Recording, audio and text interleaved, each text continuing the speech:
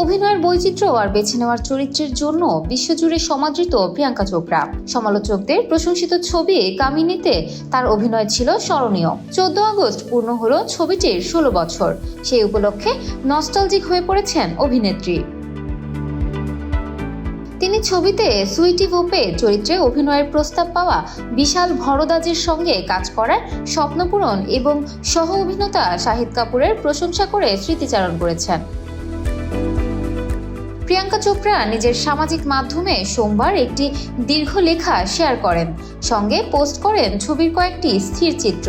তিনি জানান, তখন তিনি জন আব্রাহাম ও অভিষেক বচ্চনের সঙ্গে দোস্তানা ছবির শুটিংয়ে ছিলেন মায়ামিতে। সেই সময় এক সন্ধ্যায় তিনি বিশাল ভরদ্বাজের ফোন কল পান। প্রিয়াঙ্কা লেখেন, সুইটি ভোপে, আমি তখন দোস্তানা ছবির শুটিং করছিলাম মায়ামিতে। কাজ শেষে দেখি বিশাল ভরদ্বাজের মিসড কল। আমি তো ভাবতেই পারিনি উনি আমাকে কখনো কোনো ছবিতে নেবেন, কারণ তখন আমার ভাবমূর্তি ছিল পুরোপুরি বাণিজ্যিক ঘরানার।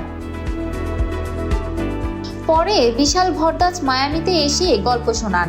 চরিত্রটি ছবিতে মাত্র 8টি দৃশ্যে সীমাবদ্ধ থাকলেও তিনি প্রতিশ্রুতি দেন প্রিয়াঙ্কার জন্য অসাধারণ কিছু করবেন। প্রিয়াঙ্কা জানান, ভরদ্বাজের সঙ্গে কাজ করার জন্য তিনি তখন অত্যন্ত আগ্রহী ছিলেন। প্রিয়াঙ্কার মতে কামিনী ছিল তার ক্যারিয়ারের এক গুরুত্বপূর্ণ মোড়। তিনি পরিচালক ভরদ্বাজের কাছ থেকে অনেক কিছু শিখেছেন। সহ অভিনেতাদের প্রসঙ্গ টেনে তিনি লেখেন, শাহিদ কাপুর ছিলেন অসাধারণ। তার দ্বৈত চরিত্রের অভিনয় ছিল দুর্দান্ত। আমল গুপ্তে ছিলেন ভোলার মতো নন। এই ছবির সেটেই প্রথম পরিচয় হয় মুবিনা রাতনসির সঙ্গে। সেই ছিল সময়, আজ থেকে 16 বছর আগে। ভাবলাম আপনাদের সঙ্গে ভাগ করে নেই। আপনারা কেউ কি ছবিটি দেখেছেন? মুম্বাই আন্ডারওয়ার্ল্ডের প্রেক্ষাপটে নির্মিত এই ছবির কাহিনী আবর্তিত হয় দুই যমজ ভাইয়ের দ্বন্দ্বকে ঘিরে। 2009 সালের 14 আগস্ট মুক্তি পায় কামিনে।